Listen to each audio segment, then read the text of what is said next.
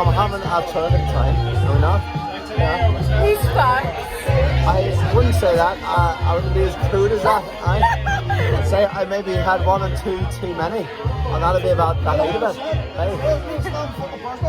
Hello everyone, it is October 8th, Friday, week 2 of my October reading vlogs. Whew, I'm out on a run. The horses are far away today, so I can't get close to them to show them to you today, but I'm busy listening to Long Bright River, finally, by Liz Moore, which is a book I've had on my TBR list for a very long time. So I'm finally diving on in. I'm about 2 chapters in now, so very early days. It's predominantly following one of these two sisters, a police officer, and they're about to go and investigate this body that they've discovered, and they've arrived before like the other crew are supposed to get there and stuff, and she's kind of like with this new partner of hers who seems like a bit of a prick really, and they are just getting to know each other really. She likes pistachio ice cream is pretty much all he's found out about her, and the fact that she's got a 4-year-old son. Turns out that her sister is a prostitute or a sex worker, like living on the streets, and they used to be really close, but now they're not. So that's really all I've got on this book so far. So I'm going to carry on running. Sorry you couldn't see the horses, but I'll touch base with you a little bit later. Bye!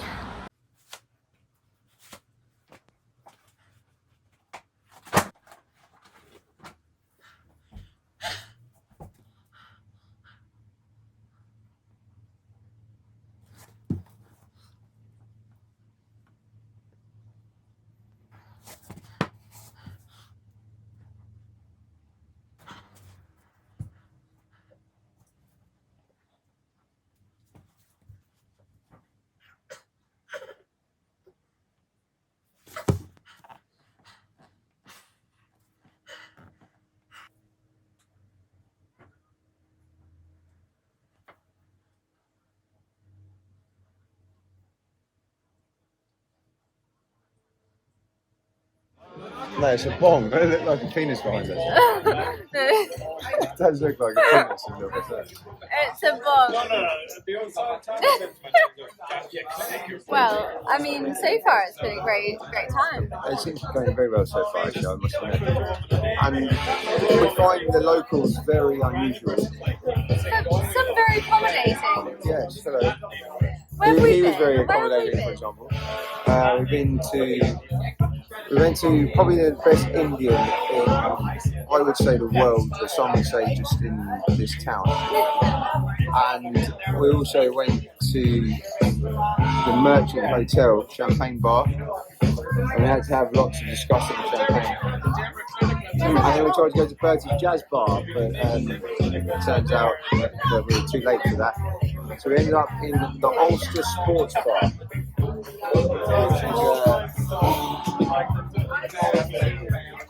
which is quite an experience actually. It's full of what I would call weirdos and freaks, but I like them all. And I suppose in many ways we're a pair of them. Definitely. So we've kind of fit in, haven't we? We're definitely a pair of friends. Yeah. And it's going to get very freaky once this camera gets turned off. And we'll turn out the lights in here, baby.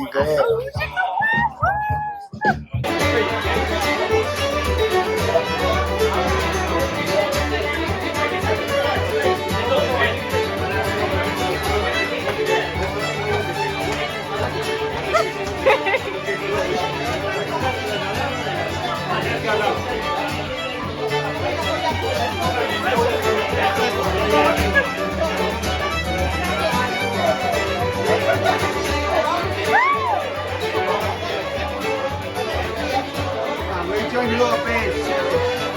We have.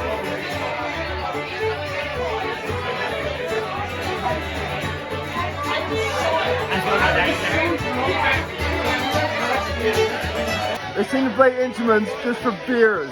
If you give them Guinness, they will play all night. It's fucking weird, man.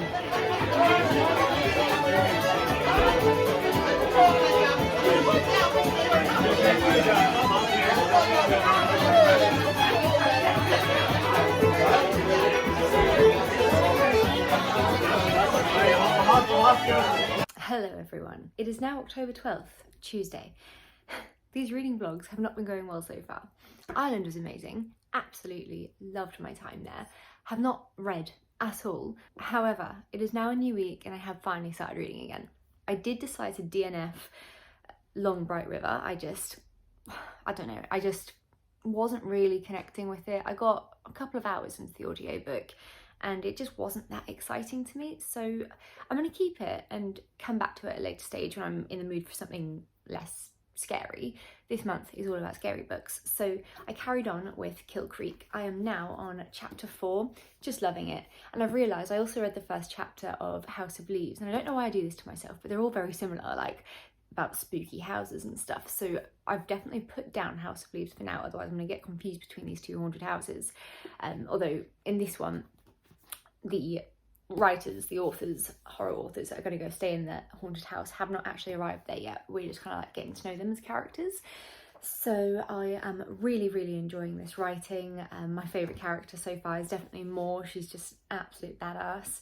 So definitely going to be reading more of this today in my lunch break. Then I also started For Your Own Good by Samantha Downing, which is the story of this high school teacher called Teddy, who I think he's like an English teacher at this like really elite school for like only the best and the brightest of kids, but he's a pretty big arsehole.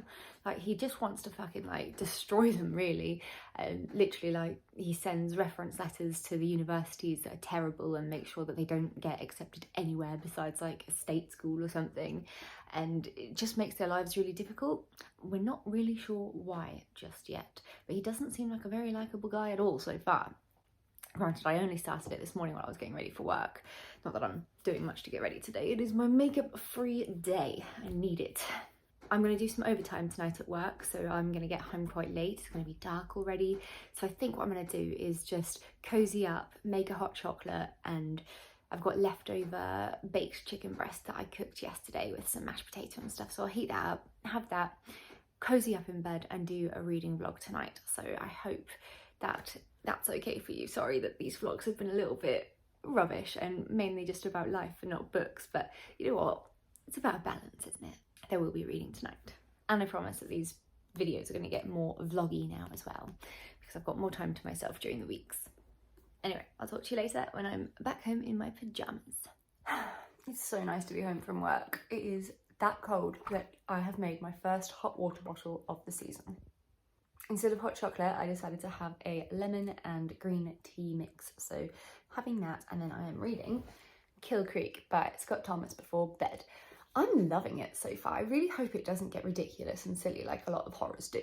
I'm at the part now where all the writers have finally arrived at this haunted house. Moore, my favourite character, she's like really pissed off that she's been paired with 2 other horror authors that she kind of deems kind of more shit than she is at writing. But then quite this classic well-known author also comes into the mix, so they're like, what is going on? And they've gotten into this room where stacks and stacks of all their books written in all sorts of different languages, published in all sorts of different languages, are just everywhere around this room. Nothing too scary has happened yet, but yeah, there were these 2 guys that had to set the house up so that it would be livable for these authors. And the one guy got really spooked out, and he said basically like when he opened the front door, he swore that he felt the house take an actual breath. So I have a feeling like it could get quite creepy, but I just hope it doesn't go down the really ridiculous horror route, because that will just ruin it completely. And so far I'm actually thoroughly enjoying it. I am also almost finished For Your Own Good by Samantha Downing, which I really was enjoying at first. I think, you know what the weird thing is how some books you just connect with right away, and others you just cannot get into to save your own life. Like, for instance, Long Bright River by Liz Moore, I just couldn't connect with it and I had to DNF it for now. However, with For Your Own Good by Samantha Downing, instantly hooked. But as it's gone along, I'm nearing the very end of the book now. I actually like completely smashed my way through it today.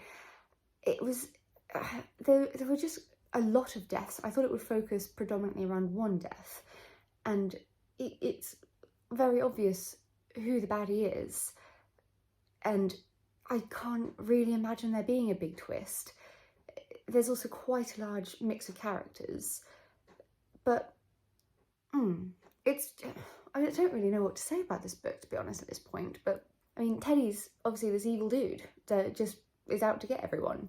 Well, he's just horrible. That's pretty much what the book's about, in my opinion. Anyway, I want to take myself off camera because I look like absolute shit. I swear it's the lighting. I don't actually look this terrible normally. But yes, I'm going to read my book, relax, have my hot water bottle and my green tea. See you tomorrow. Hello everyone. I am so sorry. Honestly, the first 2 weeks of October have been awful for vlogging and for reading, although I am about like 75-ish pages into Kill Creek, which I am still just loving. As I mentioned before, I'm just hoping it doesn't go all ridiculous with the horror vibes, but so far it's amazing. I'm really, really impressed. It is currently the Thursday, the 14th of October, the end of week 2 of a reading vlog where there really hasn't been that much reading vlogged. I do apologise, and I promise I will try my best to get better at vlogging and reading and life. It's time for me to get a new audiobook actually. I finished For Your Own Good by Samantha Downing, which really just went downhill and it was a bit anticlimactic for me. I was just like, I kind of knew what was going to happen. Now, I really need a new audiobook, and the 2 books I really am very excited for aren't on Audible, which has broken my heart a little bit. One of my favourite booktubers, Gabby, she just recommended this book called Stolen Tongues by Felix Blackwell, which sounds so good. She was like absolutely petrified reading it, and you know, I haven't really found a book where I've been scared to read it alone at night. So this one, she was like petrified from the very first chapter, so I was like, okay, I need this book in my life. However, because it's not on Audible, I guess it's going to be a book that I'm going to have to purchase a physical copy of. The book description says, a romantic cabin getaway doesn't go exactly as planned. High up on the windswept cliffs of Pale Peak, Faye and Felix celebrate their new engagement, but soon a chorus of ghastly noises erupt from nearby woods, the screams of animals, the cries of children, and the mad babble of 100 mournful voices. A dark figure looms near the windows in the dead of night, whispering to Faye. As the weather turns deadly, Felix discovers that his terrified fiancée isn't just mumbling in her sleep, she's whispering back. It sounds amazing. So apparently, I think Gabby, when she read it, the very first chapter is that I think she sees someone in the mirror or something. Oh, she sees something in the window, and they've got this parrot with them or something, and the parrot's like squawking and alerting them. And she was just like, oh my god, this is too much, and she like literally couldn't read it at night. So I'm really excited to buy a copy of that eventually. The other book was from Books and Lala. She just read In My Dreams I Hold a Knife by Ashley Winstead. And this one, she did like 5 out of 5 stars. So I'm quite excited to read this one too. 6 friends, 1 college reunion, 1 unsolved murder. A college reunion turns dark and deadly in this chilling and propulsive suspense novel about 6 friends, 1 unsolved murder, and the dark secrets they've been hiding from each other and themselves for a decade.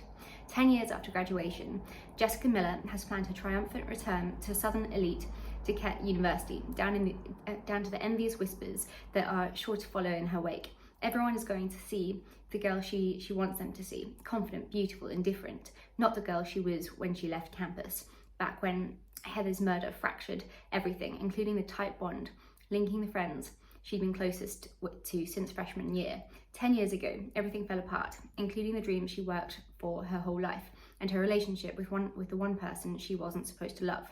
But not everyone is ready to move on. Not everyone left Duquette 10 years ago, and not everyone can let Heather's murder go unsolved.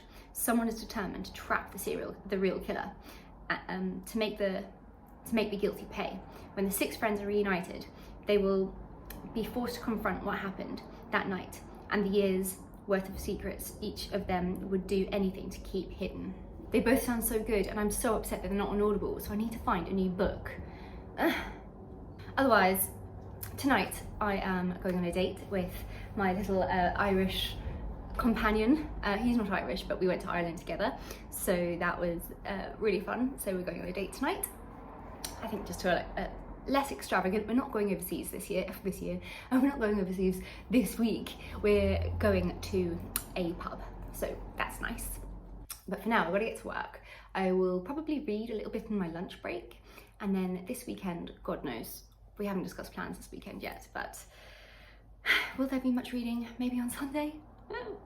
I promise you, next week, I am going to deliver a much better reading vlog. You'll see. Get ready for all the spooky, cozy vibes. Have a lovely day, everyone, and I'll talk to you soon. Bye.